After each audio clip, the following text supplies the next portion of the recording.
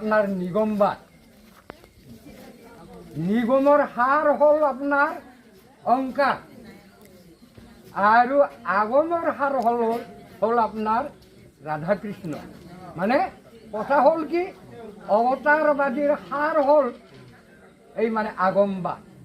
আমি নিগমবাদৰ মানুহ, আমি অংকাৰ ভজনা কৰা মানুহ।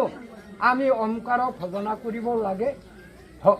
তাক ভজনা কৰিলেই আমি মানে যি গুৰুজনাৰ নিৰ্দেশনা মৰ্মে আমি মানে যে আমাৰ যি মুক্তি চুচি সকলো আমি প্ৰাপ্ত হ'ব পাৰে। 18 বছৰ তেওঁ গোৱালপাৰাত প্ৰচাৰ কৰি ইফালে আমাৰ উজনি অসম, উজনিতো নহয় উজনি ধৰক, এইফালে আহি তেওঁ এইখন গাঁৱতে, এই ৰংপুৰ গণেশপুৰ গাঁৱতে থিতাপি ল'লে।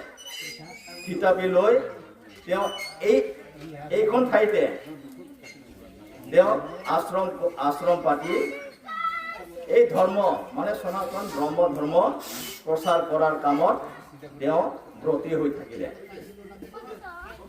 প্ৰচাৰ কৰি কৰি তেওঁ ইয়াতে 6 বছৰ কাল 1950 চনত আহি তেওঁ প্ৰচাৰ ধৰ্ম কৰিলে। ইয়াতে কৰি তেওঁ 6 বছৰ কৰিলে ইয়াতে।